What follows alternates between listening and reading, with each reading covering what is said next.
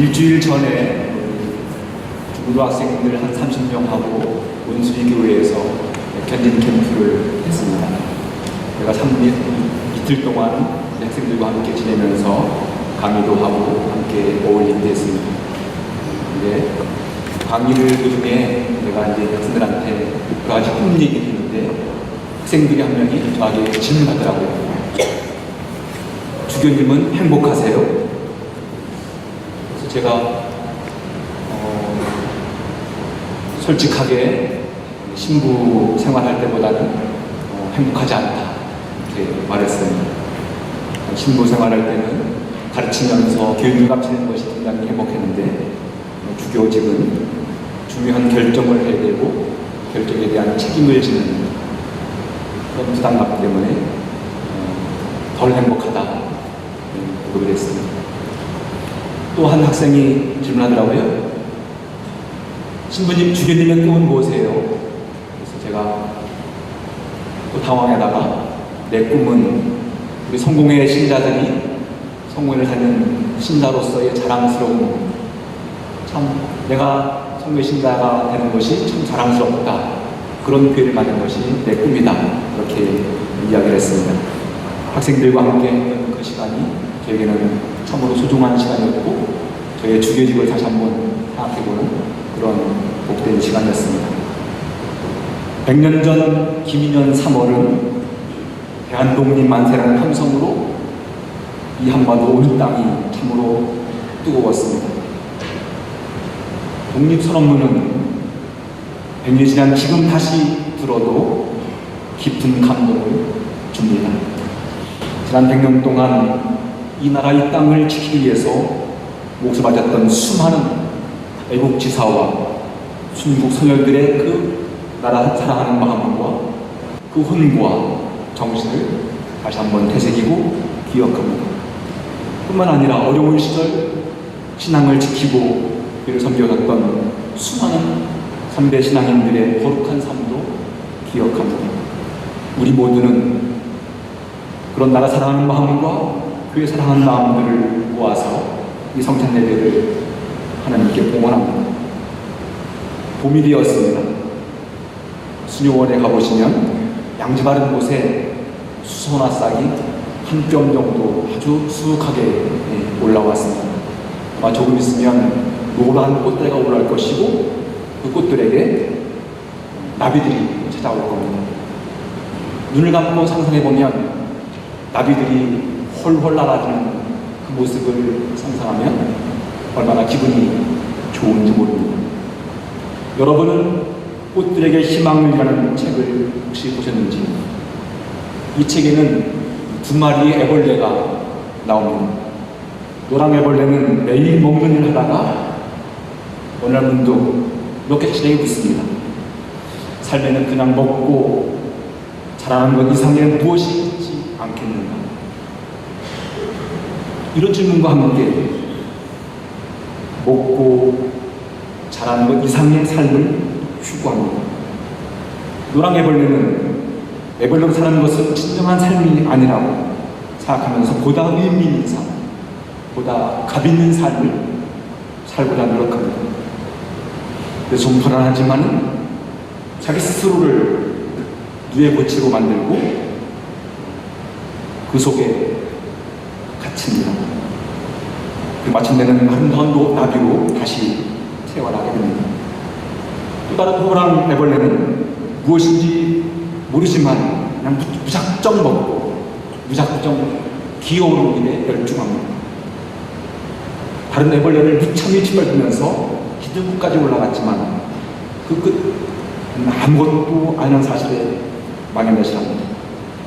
그러나 호랑 애벌레도 노랑나비의 도움으로 고치를 만들고 마침내 멋진 호랑나비가 됩니다. 두 애벌레가 나비가 되는 과정은 자신의 참모습과 자아를 찾아 떠나는 모든 사람들에게 꿈과 위로와 정리의 박세를 보낸 것과 같습니다. 그리고 절망의 끝자리를 실험하는 사람들에게 다시 시작할 수 있는 용기와 희망을 줍니다. 이렇게 알에서 애벌레로 애벌레에서 번데기에서 다시 멋진 나비로 변화되는 과정이나 모습은 참으로 신비롭고 참으로 놀랍습니다. 여러분이 이 책을 어린 자녀들이나 손주들에게 함께 읽으면 정말 유익한 책입니다. 실제로 이 책은 그림과 함께 있고요. 그림 많지가 않습니다. 그냥 1시간이나 1시간 반이면 한 번 읽을 수 있습니다. 책 읽으시는 분들도 한번 읽었으면 좋겠습니다. 책을 읽으면서 나는 무엇을 위해 살고 있는지, 나는 어디를 향해서 가고 있는지를 다시 한번 성찰해 봤으면 좋겠습니다. 예수님은 공생의 3년 동안 많은 병자들을 고쳐주셨습니다. 주님은 하나님의 복음을 선포하셨고 여러 가지 비유로 가르쳤습니다. 그런데 이런 예수님의 모습을 보고 사람들은 두 부류로 나눠졌습니다. 한 부류는 예수님의 그 가르침과 치유와 그런 기적을 보면서 참으로 우호적이고 예수님을 존경하고 따르는 사람들이 있었습니다. 그리고 그 가시는 길을 계속 추종하며 따라가는 사람들이 있었습니다. 그러나 또 한 부류는 예수님을 늘 색안경을 쓰고 바라보면서 시기하고 비방하고 질투합니다. 뿐만 아니라 예수님은 미쳤다, 마귀 두목의 힘으로 마귀를 쫓아낸다, 이런 악성 루머를 퍼뜨립니다. 마침내는 올가미를 만들어 놓고 그 덫에 걸려서 예수님을 넘어뜨리려고 합니다. 바로 이런 상황에서 예수님은 산에 오르셨습니다.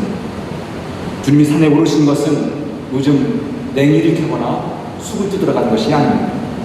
옛날 민주산악회처럼 지세력을 구합하거나 정신 목적을 이루기 위해서 가시는 것도 아닙니다. 그리고 건강을 위해서 가신 것은 더욱더 아닙니다. 예수님은 한 목적, 기도하러 산에 오르셨습니다. 구약성서를 보시면 신앙인이 산에 오른다는 것은 하나님을 더욱 깊이 만나고 싶다는 그런 신앙의 표현입니다. 해방자 모세는 하나님 만나기 위해서 시나이 산에 올라갔고 그 산에서 하나님 만났습니다. 그리고 그 산에서 하나님의 계명과 율법을 받았습니다. 그리고 그는 광야를 지나서 가나안 땅까지 그 백성을 이끌어갔습니다. 위대한 연자 엘리야는 호렙산으로 갔고 그곳에서 하나님의 음성을 들었습니다. 여러분 시편을 잘 보시면 시편 시인에는 가끔 이런 규칙이 나옵니다. 누가 하나님의 산에 오르리요. 주님은 수시로 한적한 곳으로 가셔서 그리고 산에 가셔서 기도하셨습니다. 기도는 하나님의 현존을 깊이 의식하고 하나님과 대화를 나누는 시간입니다. 그리고 나의 뜻과 나의 주장을 관철시키는 것이 아니라 그분의 뜻을 묻고 그분의 뜻에 나의 삶을 순종하는 일입니다. 오늘 복음은 예수님이 기도하시는 동안에 그 모습이 변하여 옷이 눈부시게 빛났다, 그렇게 기록하고 있습니다. 이는 주님이 기도하는 동안에 하나님의 현존 안에 깊이 머물러서, 다시 말하면 주님 안에 하나님의 현존이 임했다는 것이, 주님 안에 하나님의 영광이 누리고 있다는 것을 전하는 것입니다. 실제로 많은 신앙인들이 피장을 가서 기도하는 동안에 얼굴이 변하고 표정이 변하고 삶이 변하는 모습을 봅니다. 여러분들도 기도가 오면 사람들이 얼굴 참 맑아졌다, 빛난다, 그런 이야기를 들었을 겁니다. 오랜 세월 산을 바라보고 사는 사람은 산을 닮고 바다를 품고 사는 사람들은 바다를 닮듯이 하나님을 생각하고 하나님 안에 살면은 하나님을 닮게 마련입니다. 주님은 기도하시는 동안에 하나님 모습을 닮아서 눈부시게 빛났습니다. 이스라엘 역사상 가장 위대한 해방자 모세하고 예언자 중에 예언자인 엘리야와 함께 이야기를 나누십니다. 하늘로부터 이는 내 아들, 내가 택한 아들이니 너희는 그의 말을 들으라는 그런 음성으로 들려옵니다. 이 모든 이야기들은 지금 예수님이 가시는 그 길이 하나님의 구원을 위한 길입니다. 그리고 그 길을 너희는 함께 따라가라 하는 말씀입니다. 그런데 저들은 이 놀라운 광경을 보고 무척이나 황홀했고 무척이나 놀랐습니다. 오늘 본문에 보면 그들의 모습을 이렇게 설명하고 있습니다. 영광에 쌓여 나타난 그들은 예수께서 머지않아 예루살렘에서 이루려 하시는 일, 곧 그의 죽음에 관하여 예수와 함께 이야기를 나누고 있습니다. 이걸 제대로 못 봤어요. 그때 베드로와 그의 동료들은 깊이 잠들었다가 깨어나서 예수의 영스러운 모습과 거기에 함께 서 있는 두 사람을 봤어요. 예수님과 모세와 엘리야가 나왔던 이야기는 듣지 못하고 그냥 영광스러운 모습만 보고 베드로는 이렇게 말합니다. 주님, 선생님, 저희가 여기서 정말 얼마나 좋겠습니까? 저희가 초막 셋을 지어서 하나님 선생님께, 하나님 모세에게, 하나님 엘리야에게 드리겠습니다. 잠자다가 웅참 들리는 소리죠? 베드로는 아주 결정적인 순간에 항상 잠을 잡니다. 베드로의 마음과 심정을 보는 바는 아니지만 집을 짓는 일이라면 베드로보다 예수님이 훨씬 더 잘 지을 겁니다. 왜냐하면 예수님은 전직이 목수였습니다. 어부였던 베드로보다는 훨씬 더 좋은 집을 지을 겁니다. 하여튼 베드로는 제자들은 너무 좋아서, 황홀하고 좋아서 여기가 좋습니다. 여기 살면 좋겠습니다. 그렇게 말합니다. 우리 역시 이런 경험을 자주 합니다. 집을 떠나서 수련을 가거나 기정을 가면 아주 편안하고 행복한 시간을 보냅니다. 복잡한 문제들, 복잡한 가정사 이런 것들을 다 벗어나서 해주는 밥 맛있게 먹고 좋은 말씀 듣고 조용히 기도하면서 짓는 시간이 얼마나 행복하고 좋은지, 이렇게 행복한 시간을 2박 4일, 한 3박 4일 하다가 집으로 가려면 갑자기 마음이 무거워집니다. 집에 가기 싫어요. 하지만 우리가 기정을 가는 것은 그 수도회나 그 기도원에 머물러 있기 위한 것이 아닙니다. 우리가 산에 오르는 것은 산 정상에 그냥 머물러 있기 위해서 올라가는 것은 아닙니다. 반드시 산 아래로 내려와서 우리의 새로운 믿음의 길을 걷기 위한 여정입니다. 예수님의 영원한 변모는 지금 바로 주께서 가시는 그 십자가의 길이 부활의 길을 위한 여정이라는 것을 미리 알리는 은총의 사건입니다.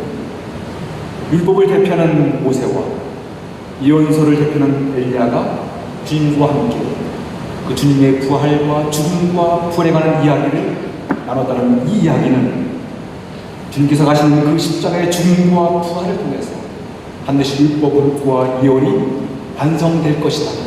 그러니 너희들은 그 길을 함께 가라는 것이죠. 지난 3년 동안 갈릴 중심으로 시작한 하나님의 운동과 사역을 완성하기 위해서 이제는 예수님은 갈릴리가 아니라 예수님을 향해서 가실 것이며, 그 길의 끝은 십자가 죽음이지만 그 길을 가고 따르는 것이 바로 너희들의 삶이다. 너희들이 그분과 함께 가야 할 그 일이다 하는 것이죠. 그렇습니다. 주님은 당신이 예루살렘에 올라가시면 당신을 반대하고 비방하는 사람들로부터 온갖 미움을 사고 누명을 쓰고 그리고 마침내 죽음이 있다는 것을 아셨지만 주님은 그 길을 피하지 않으셨습니다. 그 길의 끝에 죽음이 있더라도 그 길을 묵묵히 담대하게 갈 거다 하는 것이 바로 산 위에서 기도하신 그 주님께서 다짐했던 마음이었습니다. 주님께서 오늘 기도하는 산에 올렸듯이 우리 역시 기도의 높은 산에 올라갈 만합니다. 이 말은 우리가 좀 더 높은 경지로 우리의 믿음을 끌어올려야 하는 것을 말합니다. 뿐만 아니라 우리 모두는 말씀의 깊은 골짜기로 내려가야 합니다.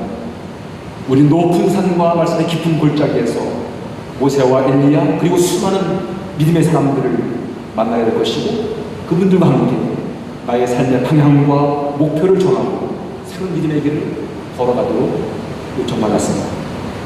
바로 사순절 직전 주일날 우리가 생각할 것은 바로 이런 모습입니다. 신앙은 참된 변화의 길입니다. 우리들은 신앙의 변화를 통해서 하나님을 더욱 깊이 담고 살려고 노력하는 사람들입니다. 우리는 더 아름다운 사람으로, 더 사랑이 많은 사람으로 변화되어 가야만 합니다. 우리 주님께서 십자가에 달려 죽기까지 아버지의 뜻에 순종하셨듯이 우리 모두는 그분의 뜻에 순종하는 그 기쁨과 그 즐거움으로 믿음의 삶을 살아야만 합니다. 주님은 황홀한 진실 속에 몸을 장례하시고 다시 제대를 데우시고 산 아래 마을로 내려가셨고 십자가 죽음의 길을 걸어가셨습니다. 주님의 용서라는 변모는 주님의 죽으심과 부활하심과 다시 오심을 기억하면서 우리 모두가 그 길을 걸어가도록 초대하고 우리를 이끌어 가십니다. 그 영광스러운 변모는 우리 모두를 통해서 믿음과 소망과 사랑의 삶으로 더욱 새롭게 태어나는 은총으로 우리 모두를 이끌어가고 인도해 주십니다. 신앙은 변화의 길입니다. 그동안 여러분들은 어떤 모습으로 변화해 오셨습니까? 우리가 변화할 그 삶의 목표는 무엇입니까? 이제 사순절을 눈앞에 두고 있습니다. 2019년 사순절기가 우리 모두가 더 멋있는 모습으로, 더 사랑이 충만한 사람으로, 성령 안에서 살아가는 그런 믿음의 사람들로 변화되고 그 변화된 모습을 통해서 세상 사람들에게 하나님의 영광과 그 빛을 드러내는 복된 삶을 기대하고 소망합니다. 애벌레가 다시 나비로 변하듯이 우리 한 사람 한 사람의 변화가 하는 사람들에게 하나님의 구원을 증거하는 그런 복된 삶이 될 거라고 믿습니다. 그런 변화를 꿈꾸고 기대하고 여러분의 믿음의 길을 당당하게 힘차게 걸어가시기를 소망합니다.